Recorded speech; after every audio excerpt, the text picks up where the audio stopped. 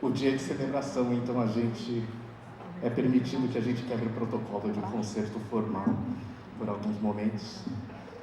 Me foi pedido para que escrevesse um pouco a respeito da minha história com a Corporação Musical Vila Lobos e mais ainda a minha história com o maestro Samuel Nascimento de Lima.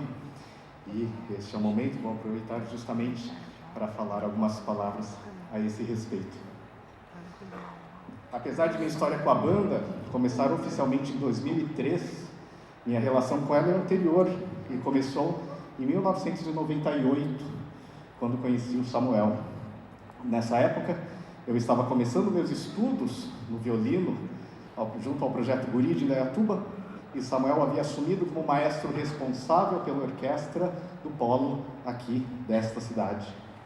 Ao longo dos anos seguintes, como espala da orquestra, pudemos compartilhar diversos momentos, como concertos na Sala São Paulo, no Auditório Cláudio Santoro, em Campos do Jordão, bem como a gravação do Hino da Independência do Brasil, que acompanha o livro Ouviram de Ipiranga, de Marcelo Duarte, e do CD Herdeiros do Futuro, com as canções infantis do cantor e compositor Toquinho.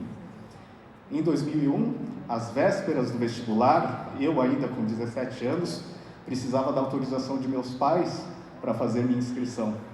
E Samuel foi uma das pessoas determinantes para que, com sua experiência e seus conselhos, meus pais fossem convencidos de que a profissão de músico era válida, honrosa e rentável como qualquer outra. Em 2003, já dentro da universidade, participei do curso de regência realizado no mês de julho no Conservatório de Tatuí, na época ainda uma extensão do famoso Festival de Inverno de Campos do Jordão. A ênfase era em repertório e prática de banda sinfônica, algo totalmente novo para mim, já que minha experiência com violino sempre havia me levado em direção à prática de orquestra. Em seguida, Samuel me convidou para ser seu assistente junto à Corporação Musical Vila Lobos, uma oportunidade rara e preciosa, uma vez que eu estava no início de minha graduação e já poderia dispor de um grupo para conduzir e pôr em prática o que estava aprendendo. E, claro, aprender mais. A partir disso, um novo universo musical imenso se abriu para mim, um repertório moderno, arrojado e inédito, mesclado com aquilo que existe de mais tradicional em se tratando de bandas, que são as marchas e dobrados. Ao longo de 9 anos, junto à banda, pudemos compartilhar de muitos outros momentos: desfiles de 7 de setembro, inaugurações de obras públicas, apresentações sob nuvens com risco iminente de chuva, participações em festivais, encontros de bandas e, claro, grandes concertos aqui, no Teatro do CIA, abordando desde obras de Alfred Reed, com sua escrita pragmática e desafiadora, trilhas sonoras de filmes com suas emoções inerentes, músicas privilegiando solos dos próprios músicos do grupo, seleções de rock, incluindo um concertino para guitarra elétrica, obras com participação de coro, parcerias com outros grupos da cidade e assim por diante. Trajetória que só foi interrompida em função de minha mudança para São José do Rio Pardo para atender o polo do Conservatório de Tatuí que existe lá. Dada a distância, tornou-se impraticável minha permanência na banda e acabei por passar o bastão para o maestro Tiago Morandi Roscani, que rege a próxima parte do nosso concerto. Em linhas gerais, foi isso que aconteceu. Em linhas mais sutis, é mais difícil de descrever. Steve Jobs, num discurso proferido em Stanford em 2006, fala em ligar os pontos. Diz que só conseguimos conectar os fatos olhando para trás, para os fatos passados.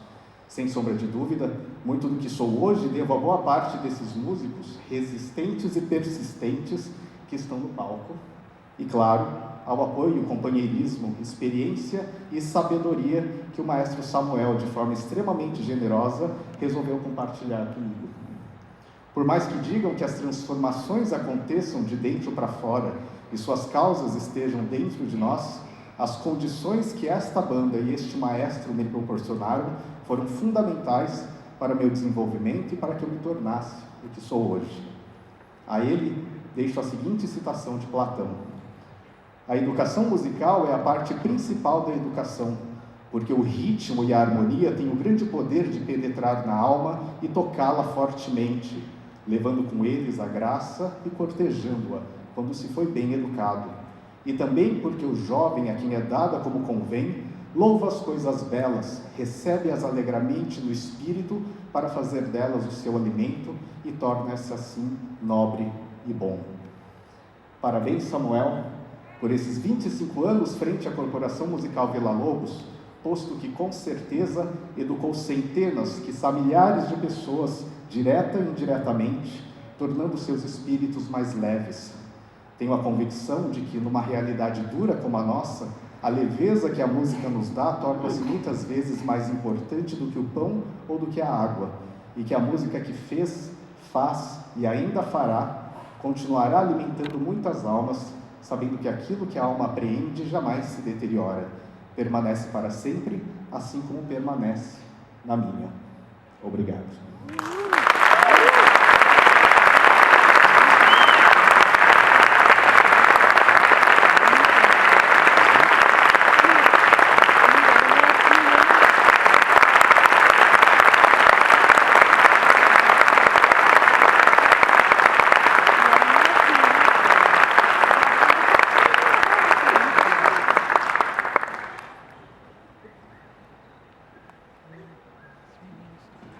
Chorar é bom também, né? Quando é de emoção, assim.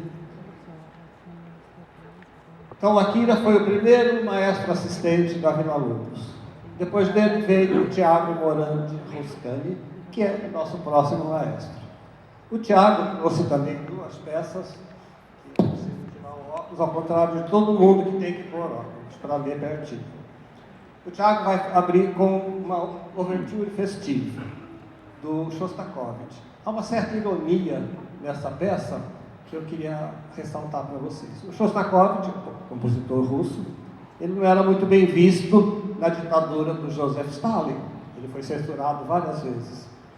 E quando ele começou a escrever essa peça, ele fez para o Teatro Bolshoi. O Stalin já estava assim meio doente e ele fez, meio alegre, uma abertura para tentar se despedir daquele governo. Demorou um pouco, o Bolshoi não aceitou a peça, mas em 1953, quando Stalin já tinha morrido, o diretor musical do Teatro Bolshoi encomendou uma sinfonia inédita para apresentar na programação daquele ano. Shostakovich pegou aquela peça que ele já tinha escrito em 47 e terminou de escrever em 3 dias e mandou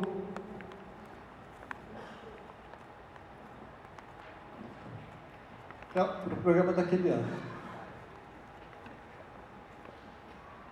Mesmo com a rapidez com que foi terminada, essa abertura acabou sendo uma das suas peças mais executadas no mundo. E com certeza uma das suas obras mais exuberantes. A peça foi escolhida pelo Tiago, que vai reger agora. Tiago. Tiago Morandi Ruscani.